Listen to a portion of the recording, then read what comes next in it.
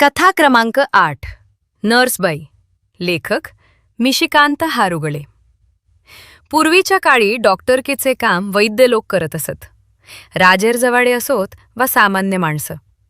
निसर्गात मिळणारा झाडपाला, हिरडा, बेहडा, तुळस यासारख्या औषधी वनस्पतींचा वापर करत असत.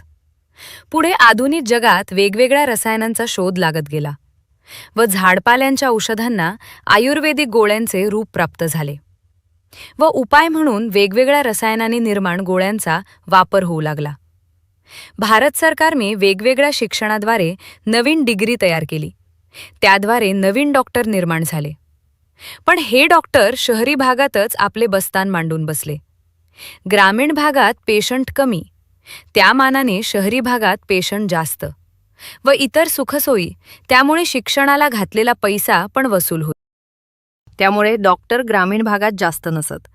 त्यामुळे ग्रामीण भागातील लोकांना उपचारासाठी एकमेव आधार असे तो तेथील नर्सबाईचा व तिच्या जोडीला असणारा मलेरिया अधिकारी किंवा कुष्ठरोग तंत्रज्ञ. हे त्रिकुटच ग्रामीण भागात जास्त राबताना दिसते. नर्स व तिच्या बरोबर फिरणारा डॉक्टर पाहिला की त्यांच्याबाबत माणुसकी सोडून चर्चा करणारी माणसे आपण पाहतो. पण कोळशाच्या खाणीत जसे हिरे असतात तसे आपल्या काळ्या केसांचे पांढरे पण होईपर्यंत प्रामाणिक राबणाऱ्या नर्सा अनेक आहेत. अशा या क्षेत्रात राबणारी एक नर्स, तिची ही कहाणी. माधुरी ही एक नर्स. पेठत असणाऱ्या केंद्रावर तिची नेमणूक झाली. दिसायला देखणी, पश्चिम महाराष्ट्रात एका गरीब मध्यमवर्गीय कुटुंबात जन्मलेली, व्यवसायाने ती नर्स होती. प्रतिकूल परिस्थितीमुळे ती या व्यवसायात पडली होती. अशा या नर्सची नेमणूक पेठच्या गावात झाली होती. नोकरीवर रुजू झाल्यानंतर गावातील लहानांपासून वृद्धांपर्यंत सगळ्यांचे आरोग्य तपासणी, नसबंदीची कामे व इतर नेमलेली कामे करण्याची जबाबदारी तिच्यावर होती. तिच्याकडे नवनवीन पेशंट येत असत.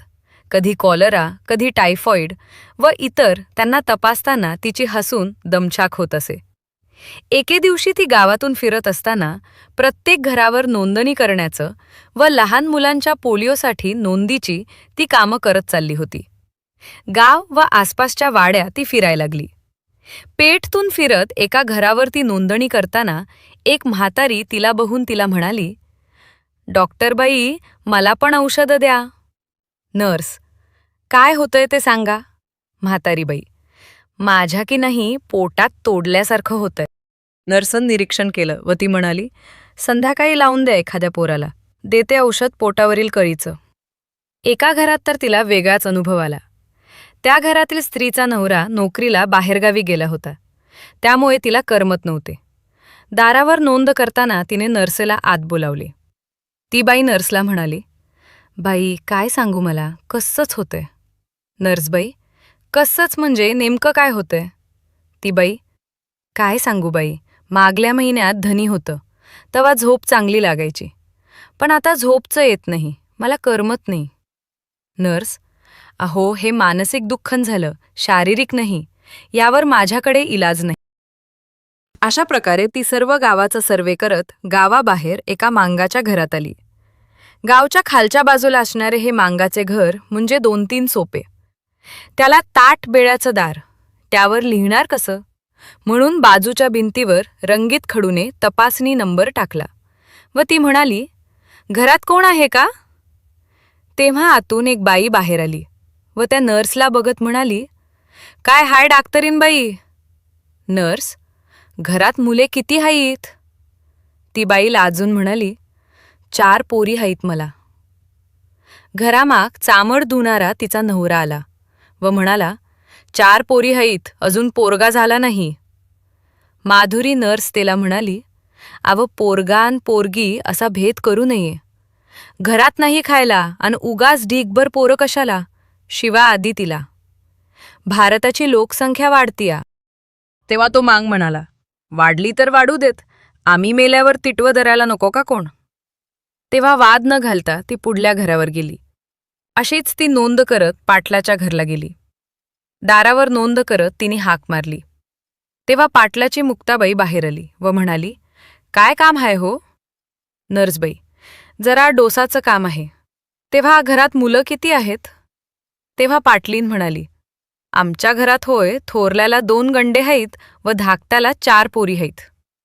नर्सबाई: 2 मुलांचा कायदा असताना इतकी पोर काढणं गुन्हा आहे. अशानं तुमचं रेशन बंद होईल. मुक्ता पाटलीन म्हणाली, मला शहाणपण शिकवतात. शाळा शिकली नसली तरी अक्कल हाय मला बाई. माझ्या धाकट्याला मुलगा नको. नर्सबाई म्हणाली, पण मावशी, पुढला पोरगा होईल कशावरून? आणि पोरगी झाली तर? नर्सच बोलण तोडत ती म्हणाली, तुम्हाला काय ठाव पोरग्याचं महत्त्व? पोरी पोरी काय कामाच्या? आम्ही मेल्यावर वेशीतून रडत यायच्या व 12 दिवसाला पातळ नेसायच्या. माझा पोरगा माझ्या मड्यावर लाथेन माती सारू दे. फिटल माझं. माझ्या माहेरच्या देवीला नवस केलाय मी. माझ्या धाकल्याला पोरगा होऊ दे, मी दंडवत घालेन म्हणून. माझी देवी मला पावल्या बिगर राहायची नाही. नर्सबाईला काय बोलावं ते सुचेना. गुपचूप दारावर नंबर टाकला व ती पुढल्या दाराला निघाली. मनातल्या मनात म्हणाली, देवा परमेश्वरा, हिच्या पोराला पुढली पोरगीच होऊ दे. व ती पुढे मार्गस्थ झाली. लसीकरणाचा दिवस उजाडला की तिची तारांबळ होत असे. गावातील बायकांना 10 ते 12 वेळा तरी डोसला बोलवावं लागे. पावसाळ्याचे दिवस असले की साथीचे रोग थैमान मांडत. गावात कोंबड्यांना रोग आला तर लोक नर्सबाईकडे धाव घेत असत. आपल्या पोटात चावतंय, डोकं दुखतंय, ताप आलाय अशी कारणे सांगून गोळ्या नेत. पेठच्या गावात मे महिन्यात गरमीत कोंबड्यांचे रोग थैमान घालत असत व गोलमटोल अंडी घालणाऱ्या कोंबड्या झिंगायला लागत, तसेच बुळकायला लागत. पेठत राहणाऱ्या ज्ञानू जगतापला पण कोंबड्या पाळायची खूप हौस. गावातील कोंबड्यांच्या पाठोपाठ त्याच्या कोंबडीला पण रोगाने पकडले. त्या पाठोपाठ त्याचा कोंबडा पण झिंगायला लागला. त्याला काय करावे ते सुचेना. शेवटी त्याने नर्सबाईकडून गोळी आणायचे ठरवले व तो नर्सबाईच्या सरकारी निवासस्थानी गेला व म्हणाला की आमच्या आईला ताप आलाय व त्यावरील गोळी द्या. तेव्हा नर्सबाईने विचारले, केव्हापासून ताप आलाय? तेव्हा ज्ञानू म्हणाला, मघासी शेतातून आली तेव्हापासून ताप आलाय व त्यावर गोळी द्या. तेव्हा नर्सबाई त्याला म्हणाली, रक्त लघवी तपासायला पाहिजे, मग औषध देता येईल. तेव्हा तो म्हणाला, एवढ्याशा तापाला कशाला पाहिजे रगात, द्या की गोळी एखादी. तेव्हा नर्सबाईन आपल्या जवळील 2 गोळ्या त्याच्या हातावर टेकवल्या. तो घरला निघून गेला. दुसऱ्या दिवशी नर्सबाई वाडीच्या गावांना तपासणीसाठी निघाली. तेव्हा वाटेत तिला ज्ञानूची आई भेटली. तेव्हा तिने तिला विचारले की काल तर ताप होता व आज कुठं गेला होता? औषध घेतल्यानंतर 1 दिवस तरी विश्रांती घ्यायची. ती म्हणाली, मला बरं नसायला काय झालं, चांगली हट्टीकट्टी हाय की. तेव्हा नर्स म्हणाली, मग ज्ञानू काल तुमचं नाव सांगून कोणाला गोळ्या घेऊन गेला. तेव्हा ती काही न बोलता निघून गेली. सर्वेवरून येताना ज्ञान्याला खेळताना तिनं बघितला. तेव्हा ती तेला म्हणाली, ये ज्ञान्या, काल आई आजारी आहे म्हणून खोटं सांगून गोळ्या आणल्यास नव्ह, काय केलंस त्या गोळ्यांचे? इतक्यात तिथे खेळताला पवाराचा गणू म्हणाला, बाई, त्यानं ती गोळी आपल्या झिंकत्याला कोंबड्याला घातली, त्यो बघा कोंबडा झाडाखाली बसलाय. नर्सबाई चिडली व तेला म्हणाली, भैडे गाढवा, इथं माणसांना द्यायला गोळ्या मिळत नाहीत आणि तुझा अपलबर चाललंय. ये आता परत गोळ्या मागायला, तुला दाखवतो. असे म्हणून ती आपल्या रूमवर गेली. सरकारी नियमानुसार ऑपरेशन टार्गेट पूर्ण करावं लागतं असे. त्यामुळे ती इकडल्या तिकडल्या पेशंटना गोळा करत असे. पण पुरुष नसबंदी म्हणतं की आपल्या पुरुषत्वावर हल्ला समजला जात असे. एकदा सरकारी नियमानुसार पुरुष नसबंदीची केस हवी होती. तेव्हा गावातल्या तसेच वाडीतल्या अनेक पुरुषांची चौकशी केली, पण कोण तयार नव्हता. शेवटी 1-2 मध्यमवयीन माणसांना तयार केलं. ती ऑपरेशनला घेऊन गेली. तेव्हा डॉक्टर तिला म्हणाला, यासनी कशाला घेऊन आल्यासा, यांची काय झाडं व्हायचीत, आत्ताच मरतुकडी दिसतात. ती डॉक्टरला म्हणाली, हे बघा, 2 पेशंट पाहिजेत ना, मग हे घ्या, नाहीतर माझ्याकडे पेशंट नाहीत, उगाचच वाडाचार लावू नका. तेव्हा त्या डॉक्टरने त्यांची नसबंदी करायला घेतली. तेव्हा असे जाणवले की त्यांची आधीच नसबंदी झाली होती. डॉक्टरने तिला चांगलेच धारेवर धरले. नर्स चिडून म्हणाली, आता मी काय त्यांना तपासून आणायचं राहिलंय? आधी पुरुष नसबंदीची केस मिळत नाही व मिळाल्या तर या अशा. आम्ही काय करावं? वरच्या सणी नुसतं बोलता येते. त्या अधिकाऱ्यांना म्हणा, आधी तुमची नसबंदी करा व मग आमच्याकडे केसेस मागा.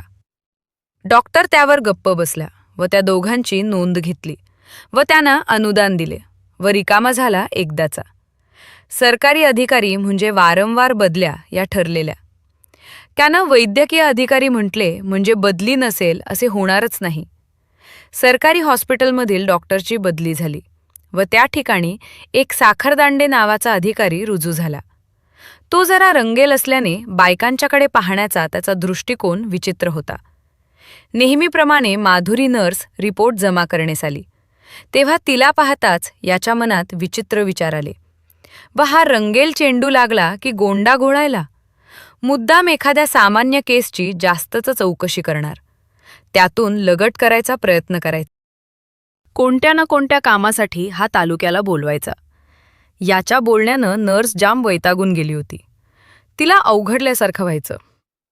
पहिलं ज्या सरकारी दवाखान्यात अगदी आनंदात जायची, तोच आता जेलसारखा वाटायला लागला होता.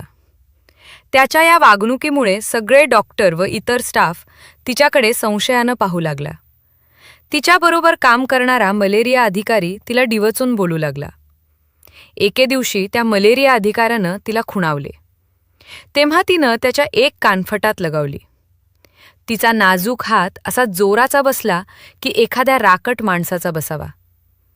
त्यानं त्याला दिवसाच्या चांदण्या दिसायला लागल्या. तेव्हापासून तो तिच्या पुढ्यात एखाद्या मांजरासारखा राहायला लागला. आपल्या शुद्ध चारित्र्यावर हा डाग पडतोय. तेव्हा या साखरदांडेचा कारलेदांडा करायचा व याच्या MBBS डिग्रीचा नक्षा उतरवायचा चंगच माधुरीनं बांधला. एके दिवशी तिनं आपल्या नवऱ्याला हे सगळं सांगितलं व यावर उपाय काय करायचं ते ठरवू लागली. तेव्हा तिच्या ध्यानात आले की तिच्या नवऱ्याचा एक राकट मित्र संजय, जो भांडखोर आहे, त्याद्वारे याला धडा शिकवायचा तिनं ठरवलं. एके दिवशी तिनं संजयला जेवायला बोलवून घेतले व चांगला मटणाचा बेत केला. जेवता जेवता त्यापुढे विषय काढला. तेव्हा संजय म्हणाला, माधुरीताई, तो डॉक्टर कधी रिकामा असतो ते सांग. माधुरीनं आधीच माहिती काढली होती. तिनं सांगितले की तो रोज सकाळी पालीच्या घाटाकडे फिरायला जातो. तेव्हा संजू म्हणाला, मग काम फत्ते होणार.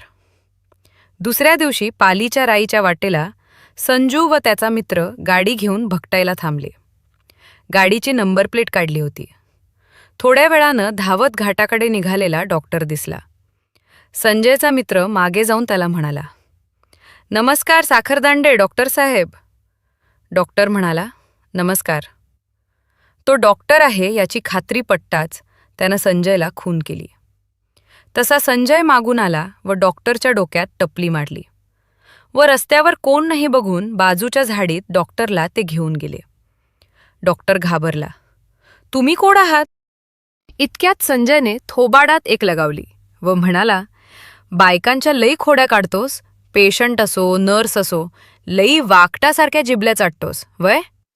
असे म्हणून तेरा चांगलाच बडिवला व ते निघून आले. त्या दिवसापासून त्याचे वागणे बदलले. बायकांकडे तो नजर वर करून बघायचे सोडाच.